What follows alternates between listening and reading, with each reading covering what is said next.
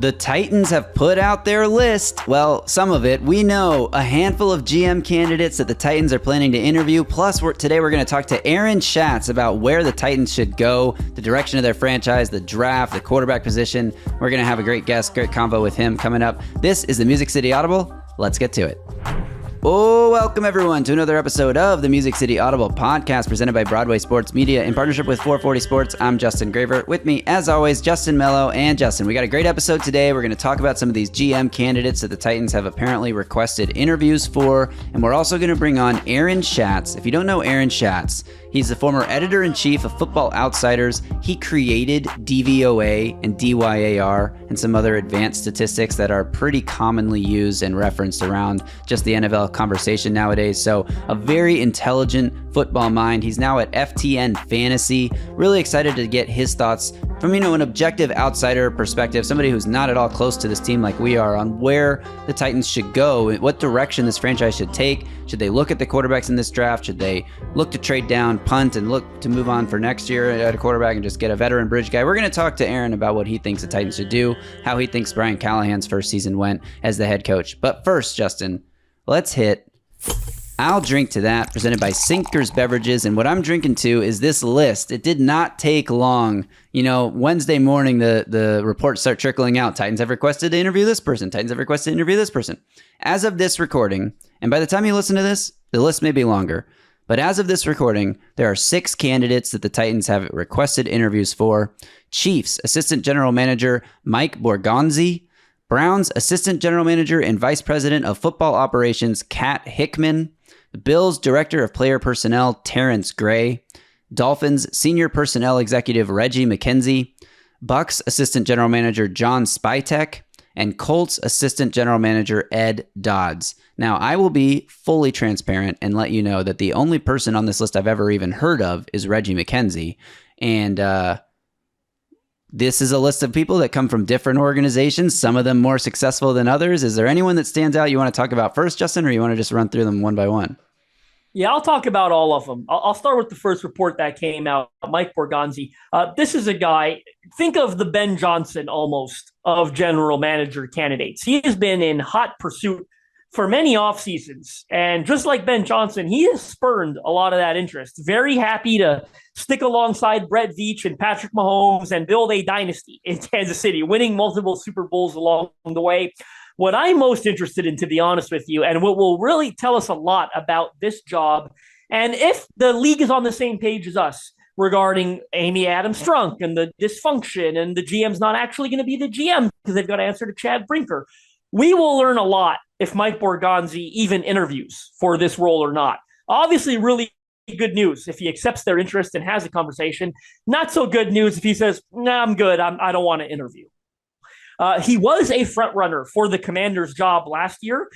That was probably a bit of a better opening, right? Number 2 overall pick in a loaded quarterback class. Knew he would, have a chance to draft Jaden Daniels. Well, they end up going with Adam Peters from San Francisco. Maybe he's getting impatient and says, "You know what? It's time for me to make the jump." But it would be a home run if Titans could get this guy. Some of the other candidates on this list that strike me as interesting. Catherine Hickman is probably the biggest surprise, if you will, the Browns assistant general manager, for a couple of reasons. First of all, not a name that many people recognize, I don't think, whereas I think most of you, if you're up on the GM stuff, if you will, Mike Borgonzi, Ed Dodds, even Terrence Gray, these are names you've heard in past years. Catherine Hickman is not. And then she's also got a super interesting background. I believe she's Canadian, so you know who I'm rooting for. I think she's a native of French Canada, if you will, so maybe I'm not rooting for her. But Catherine Hickman from Montreal got her start in the Canadian Football League with the Montreal Alouettes, eventually worked her way to the NFL, worked under Howie Roseman with the Philadelphia Eagles. So that says a lot, cutting her teeth under one of the best decision makers in the National Football League in Howie Roseman. She eventually joined Cleveland in an elevated role, stellar reputation, stellar resume. Reggie McKenzie, a well-known name, Dolphin senior personnel exec, is a local from Knoxville, played college football at the University of Tennessee. Wow. He's the only name on this list with actual GM experience, right? He was a GM for the Raiders from like 2012 to 2018. So he's been around a very long time. If they're looking for someone who's done the job before, Reggie McKenzie checks that box. Speaking of checking boxes, Bills Director of Player Personnel, Terrence Gray, when I think of the statement that Chad Brinker put out, a guy that knows ball, yada, yada, lots of scouting experience, two names come to mind for me on this list. That's Bills Director of Player Personnel, Terrence Gray, and also the Bucs Assistant GM, John Spidek. Starting with Terrence Gray, he is completing his 23rd season right now in the NFL this year, as the Bills are still in the playoffs. It's his 8th season with Buffalo. He was promoted. He was director of player personnel for a while, assistant director of player personnel before now in the role that he's in. Was with the Chiefs and the Vikings previously, a ton of experience. So as I said, I'm getting long-winded, but speaking on all the candidates, same goes for John Spidek. That Bucs front office, they've done a great job recently. I think Jason Litt might be one of the best GMs in the NFL. You look at what Baker Mayfield is doing. They took a chance on him. That worked out well. Spidek's been promoted twice under Jason Litt's watch. He began there as director of player personnel. Then he became VP of personnel and eventually became Jason's assistant GM. He's been in that role since 2016. So this is his right-hand man. Certainly checks the box as a talent evaluator. So some really good names on this list. I guess I forgot one here. Ed Dodds, Colts assistant GM. Regardless of what you think of the Colts and how they've done lately, this is a guy similar to Mike Borgonzi, if you will, that has been requested for a ton of interviews. In fact, he's had interest, I believe, from 6 teams in the previous 2 off seasons for GM openings. So this is a guy that's high on a lot of teams' list.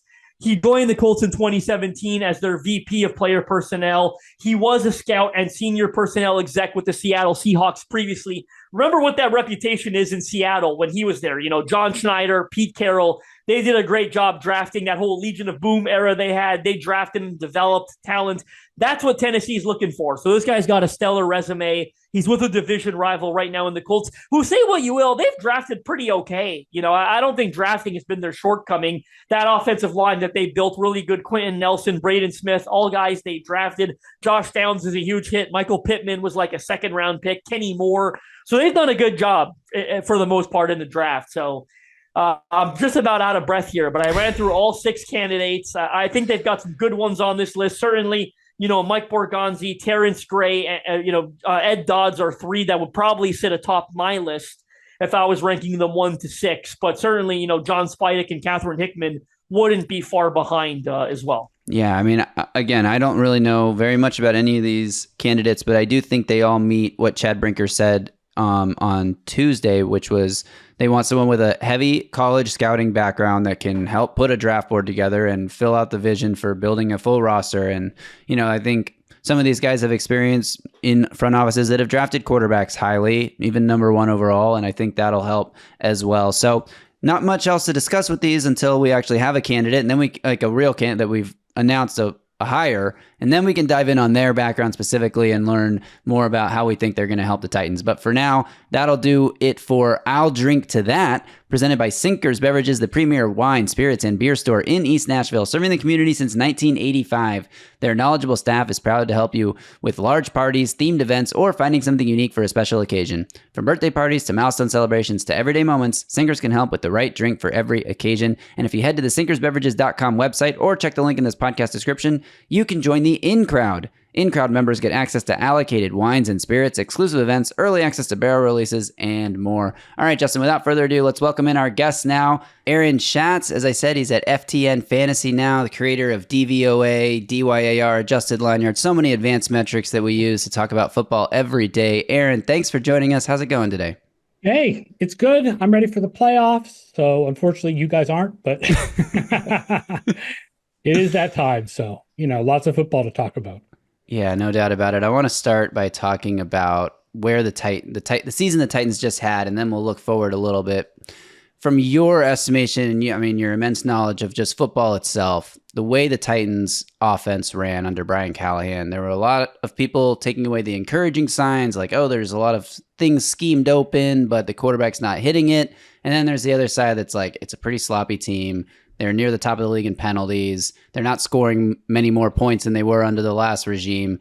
Where do you fall sort of in your evaluation of Brian Callahan as maybe as a play caller, as a head coach? Is this a first year sort of like learning on the job and it's going to get better? Or do you have doubts about his ability to be a good head coach? Where are you at on Brian Callahan after year 1? Penalties are more inconsistent than I think we want to give credit. And I don't know if they're as driven by coaching as we tend to think that they are. So if he's scheming people open and the quarterback's not hitting them, that doesn't sound like a head coach problem. That sounds like a quarterback problem. And I mean, I think everybody agrees the quarterback situation in Tennessee is very bad right now. Yeah. And so I don't think that you can look at it and go, the quarterback, this guy that we brought in to be an offensive guru failed. Because if you don't give him a quarterback, there's not much he's going to be able to do with the problems that the team had overall on offense. So I don't come out of it going, oh, yeah, the problem is they need to replace the coach. Yeah, well, they haven't replaced the coach, Justin. No, they have not. And Aaron, I wanted to get your thoughts on sort of the process they're going through now, letting go of the general manager, Ran Carthon. There seems to be some people questioning the structure of the organization, the dysfunction. I don't know if you saw all that, but they've named president of football operations, Chad Brinker, the de facto decision maker, saying even the next GM will answer to him on all football related matters. What's your take on that? Always curious to get the outside perspective. Do you feel like this is an organization that's is dysfunctional as some of us think it is? And really the decision, your thoughts on the decision to part with Ran Carthon after 2 years as GM? Yeah, 2 years is not a long time, but it's not like you go, oh, he did a really good job. I think the problem is that it's very often teams get in trouble by not cleaning house and bringing in all the new people all together. Yeah. And it's one thing to keep the GM and have him hire another coach, but to force a coach on a GM, like I just got done saying, I don't think Callahan was the problem. But at the same time, whoever comes in as the GM basically has this coach forced upon them. That's not usually a successful way to work. Usually you want a GM to hire the coach that he knows he can work with. Right. And by all accounts, Chad Brinker and Brian Callahan get along great. And Chad Brinker is president of football ops, but he has final say not just on football operations, but on the roster, on personnel, on things that are typical GM duties. And I'm wondering off the top of your head if you know of any other teams that are structured like this. Like, is this a... Well, I mean, like Seattle, Pete Carroll was president of football ops and head coach. So he had the final say, not John Schneider, who was technically the general manager.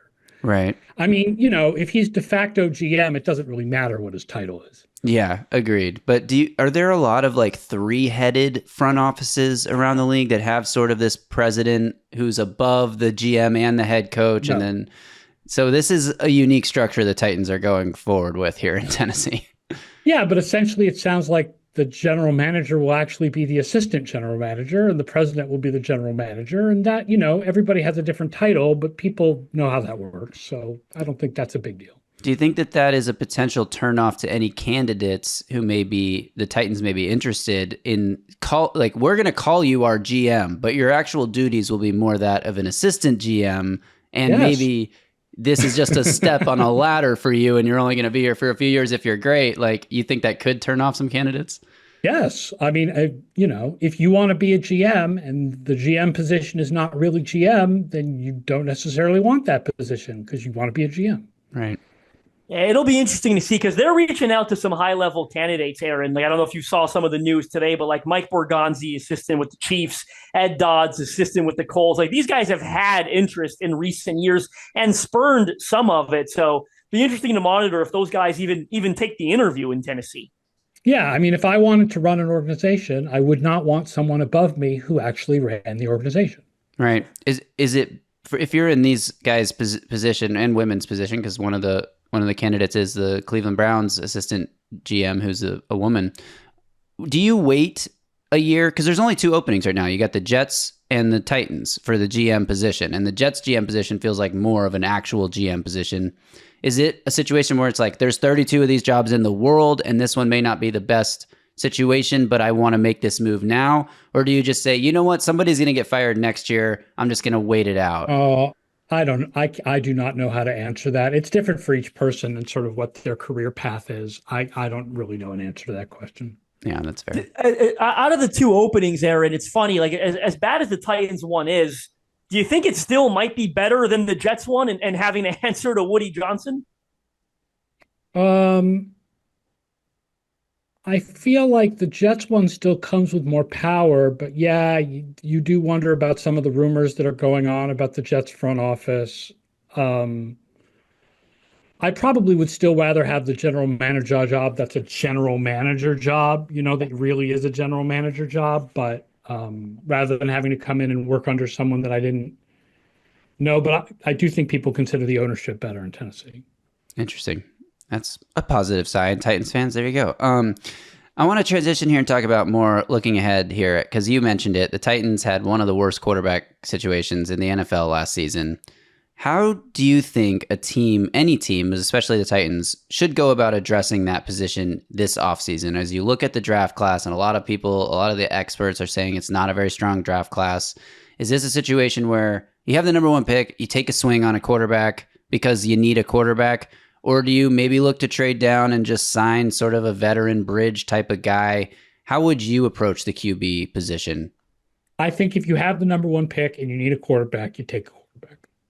I feel the same way. I don't know which of them is considered the better quarterback. I know they're not considered as good as the guys last year.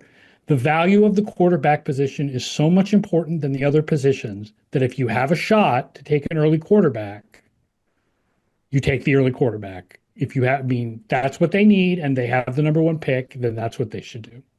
I've been thinking about this a lot, obviously, the last few days, and something that occurred to me is there's two sort of ways to look at how to build up a roster, right? There's some people that think you should build up a team around the quarterback position, like build up your offensive line, give them weapons, have a solid defense, so that when you get that quarterback, you can slot them right in and they can hit the ground running. The opposing view that I've thought of the last few days is what if you spend a year or two building up this roster around your future quarterback, and then you take a swing on a quarterback in the draft, and he comes in, and he's not the guy that you thought he would be, and he doesn't live up to expectations. And then all that time you spent building up this roster, it's going to take you 2 or 3 seasons probably of trying with this new quarterback before you even find out if he is a failure or a bust or whatever. By that time, the team you built up, the contracts are expiring, the veteran players are getting older. You almost have to restart the build-up cycle before you can bring in your next quarterback. Is it better to just keep swinging on QBs, and when you have a CJ Stroud or a Jaden Daniels, eventually if you hit on someone like that shows so much promise in their rookie year, then it's okay, we're all in building the team around him. That's sort of where I've pivoted to. The other problem is you may end up building a team that goes 7-10, and then you don't have the pick that can get the quarterback. Right. Because even if we think Cam Ward and Shedeur Sanders are of the quality that they normally would go 10th or 11th, because they are quarterbacks, they will go higher than that. And you need to have a higher pick than that usually to get a quarterback. Not necessarily. Denver got Bo Nix at 12, but it's hard, to get the quarterback is tough. And so I think when you have the shot, you take the shot. Cool. See, Graver, this is why I wanted an outside perspective on today's episode, because so many Titans fans, they seem to be, disregarding the possibility. It's crazy that the Titans might take a quarterback at 1, whereas, as Aaron puts it so plainly, they don't have one and they've got the number 1 pick. They've probably got to take a quarterback. It really might be that simple.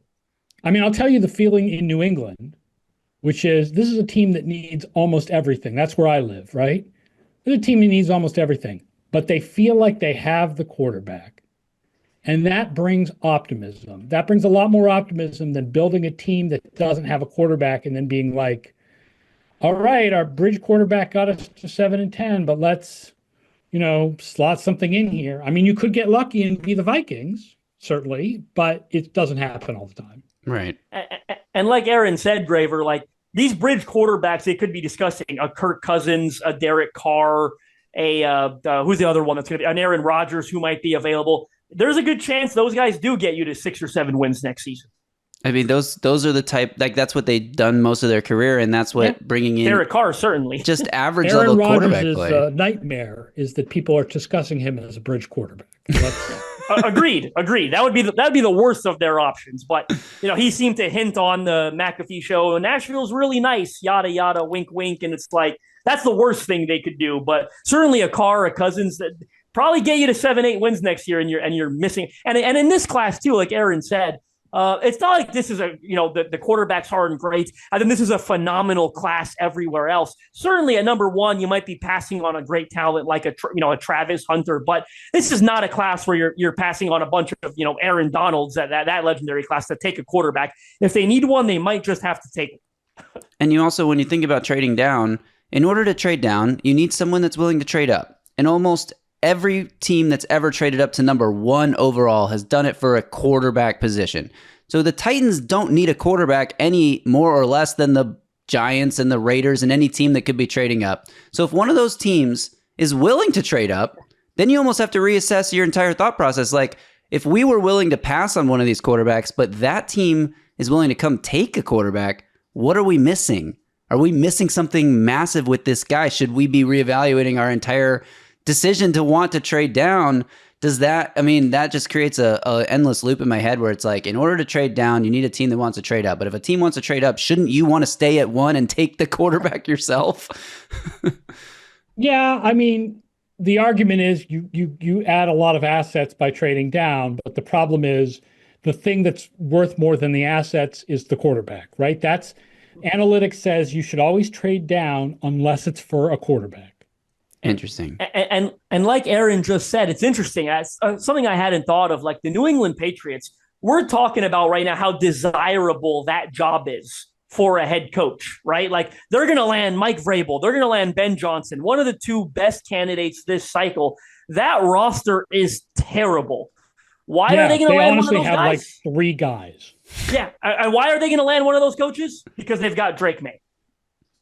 Right, which I think is another, like, Titans fans are also worried that if you let Brian Callahan pick a quarterback and then they start 1-7 and he's fired midway through the season, then you're changing out that quarterback's head coach and offensive coordinator and putting him through the ringer, like we've seen with so many young quarterbacks. It's stunted their development, and then they go on to be great. Like Baker Mayfield, for example, had so many different offensive coordinators, but he finally gets in a stable situation with someone that he has experience with and familiarity with, and look what he's done now. Mariota went through so many quarterbacks just in Tennessee, coordinators in Tennessee. But the flip side is, if you hit on that quarterback and Brian Callahan still gets fired midway through the year, now you're the attractive destination. Now you're the team that a coach wants to come coach that quarterback. So I am sort of sold. Like, I've flip-flopped a lot. 2 weeks ago, I was like, there's no point for the Titans to take a quarterback. Just wait for 2026. But then they ended up with the number 1 pick. And now I've completely changed my tune. And I'm like, they sort of have to go quarterback or bust here, I feel like. That's the modern NFL. Yeah, that is. All right, Aaron, thanks so much for your time here and your insights. We really enjoyed getting your perspective. Like Justin said, we love the outsider perspective because sometimes we're too close to things. We were fighting hard, all the projections and all the preseason picks of the Titans ending up in this situation. We were like, there's no way. What are these people talking about? I didn't think it'd be this bad, but yeah. So we appreciate getting some grounding here and taking our bias out of it. Yeah, not a problem. FTN Fantasy is the site, ftnfantasy.com. FTN Fantasy. Make sure you check it out. Follow Aaron Schatz on Twitter, and we'll talk to you again soon, hopefully. Thanks, Aaron. Sounds good. All right, thanks again to Aaron Schatz for joining here and giving us his insight and thoughts on the Titans roster and construction and future and whatever. Great conversation there. Really appreciate his time. Justin, any final thoughts before we sign off on this episode? No, really appreciated Aaron's insight, because I'll tell you what, like, maybe there are times where you and I are too close to this thing. Like, I think back to last offseason, for example, where everyone thought the Titans were going to be terrible. And we were like, they're not going to be terrible. You're crazy. And then they were terrible. Right. So yeah. I think it's really good to get an outsider's perspective on the GM search, what they just did with Ran Carthon, what they should do with the number 1 pick. Really good stuff from Aaron Schatz. You've seen him on ESPN, the NFL Network. Really great of him to come on here and chat with us. Yeah, really appreciate that. So that'll do it for this episode. Thanks to everyone for tuning in. Remember to subscribe to the Music City Audible channel. Give this video a thumbs up, a like, turn on alerts for channel notifications, and drop a comment below. What do you think about what Aaron said? Let us know in the comments below. Should the Titans draft a quarterback at number 1? That's a question we're really going to start diving into more over the coming weeks. Now, we do have an episode coming out soon that's going to take a step back from all the football talk and just look at the Titans fandom organization. We got Nate Bain coming on the show, the Titans director of influencer marketing, the former used to manage the social media channels for the Titans. He received a promotion recently, so congrats to Nate. Named to the 40 under 40 list for which school was that, Justin? University of Tennessee. Big deal. One of his alums. Big deal there, so congrats to Nate. And you guys say the Vols and Titans don't collaborate enough. Look at that, pandering to Vols fans finally. The Titans, well, I guess the Vols were more pandering to Titans fans. Whatever. We got Nate coming on soon, so that's going to be a great episode. Make sure you're subscribed to the channel so you don't miss it when it comes out. Until then, I guess that'll be our next episode. So until then, y'all stay safe out there and tighten up.